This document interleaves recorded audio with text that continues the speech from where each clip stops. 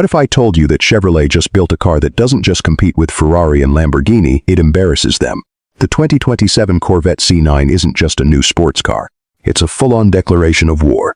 And after today's video, you're going to understand exactly why the entire supercar world is quietly terrified. Welcome back to Rev Culture, where we go deeper than the spec sheet, past the press release hype, and straight into what actually matters when a car is this significant.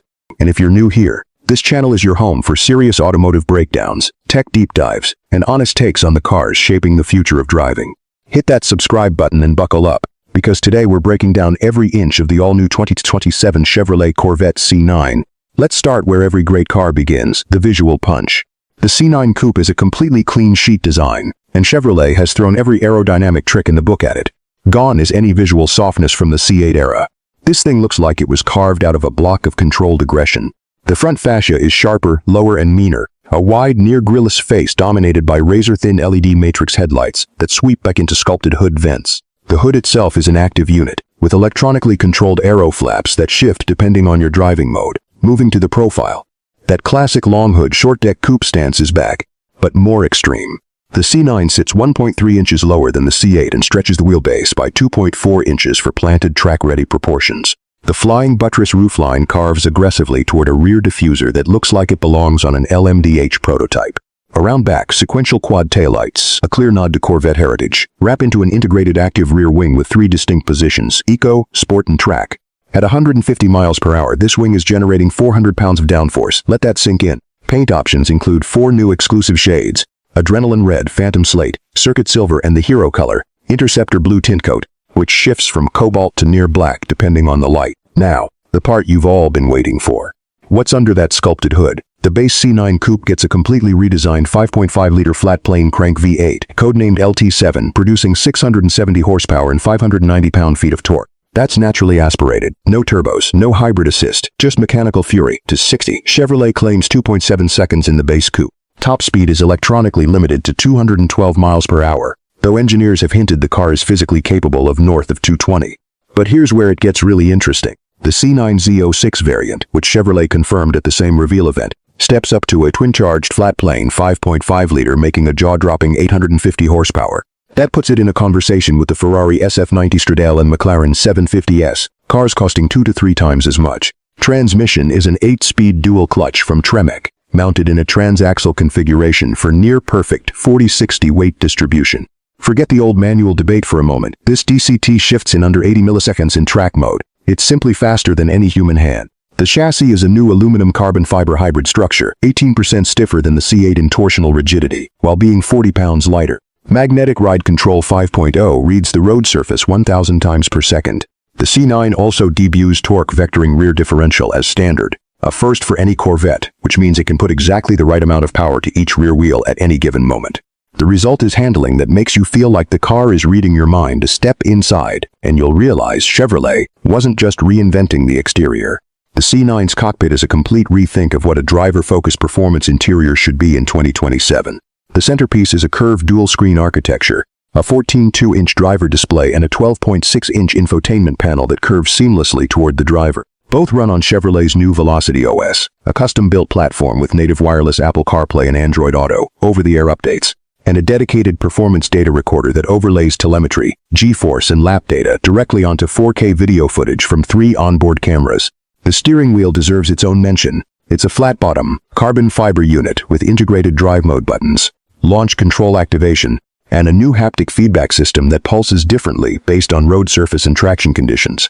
It sounds subtle. On track, it's a revelation. AI integration comes via GM's next-gen Ultifi platform. The system learns your driving habits, suggests optimal routes based on road conditions and your historical driving preferences, and, in comfort mode, can actively adjust suspension, throttle mapping, and HVAC based on biometric data pulled from an optional wearable pairing.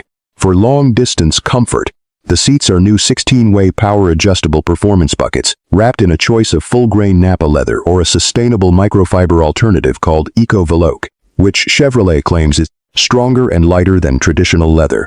Noise, vibration, and harshness levels have been dramatically reduced for a GT-worthy daily ride, despite the car's track-focused engineering. The cargo hold is small. This is a mid-engine coupe, but the front trunk now offers 6.7 cubic feet, up from the C8's 4.4, enough for a weekend trip if you pack smart. Let's put it head-to-head.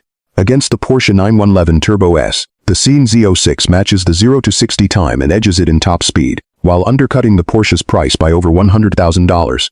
The 911 wins on interior refinement and brand prestige, but the gap is smaller than it's ever been. Versus the Ferrari 296 GTB, the Ferrari is a hybrid masterpiece with 819 horsepower and Italian drama. The C9 sits within 30 horsepower of it, weighs less, and costs roughly a third of the price. Ferrari still wins on exclusivity and driving theater.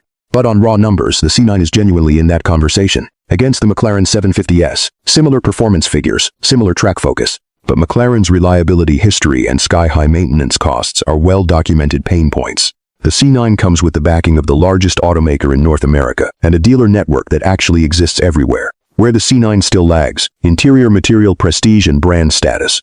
If you're buying a Ferrari, part of what you're buying is the prancing horse on the badge. The Corvette badge, while legendary, doesn't carry that same social currency globally. That's a real conversation, and the C9 doesn't change it overnight, but it absolutely narrows the performance gap to nearly zero. Let's talk about what it actually costs to own one of these things. Because forfeits means nothing if you can't afford to keep the car on the road. The base C9 LT7 V8 is rated at an EPA estimated 16 city 24 highway on premium fuel. That's respectable for 670 naturally aspirated horsepower. Real-world owners in mixed driving should expect somewhere around 20 mpg, comparable to the outgoing C8 and better than most European rivals at this power level. Service intervals are extended to 10,000 miles, and Chevrolet is including complimentary scheduled maintenance for 3 years or 36,000 miles on all C9 variants. The comprehensive bumper-to-bumper warranty is 3 years 36,000 miles, with powertrain coverage extended to 5 years 60,000 miles, considerably more generous than Ferrari or McLaren. Insurance will vary significantly, but expect annual premiums in the $3,500 to $6,000 range depending on your profile and location. That's high by everyday car standards, but genuinely reasonable for a car in this performance category. Long-term reliability? It's too early for real data, but the LT engine family has one of the most proven track records in modern performance car history. The architecture is trusted, and that matters. The 2027 Chevrolet Corvette C9 Coupe goes on sale in Q3 of 2027, with first deliveries expected to begin in the fall. Order books open in early 2027. Pricing: C9 Coupe 1 LT base, starting at $74,995. C9 Coupe 2 LT, $84,500. C9 Coupe, expected to start at $129,000. C9 with Z07 performance package, pushing a $145,000 global availability at launch, includes the United States, Canada, and select European markets. Right-hand drive markets including the UK and Australia are confirmed for 2028 delivery. For reference, a fully loaded C9 Z06 is still $100,000 less than a Ferrari 296 GTB. That sentence alone tells you everything you need to know about the value proposition Chevrolet is putting on the table. Here's the bottom line on the 2027 Corvette C9. This is not a car that's trying to be good for the money. This is a car that's trying to be the best. Full stop. And in several measurable ways, acceleration, downforce, driver technology, track capability, it makes an overwhelming case for itself. Chevrolet has spent decades being underestimated by the European establishment. The C9 isn't an argument, it's a statement, and the performance world is going to have to deal with it.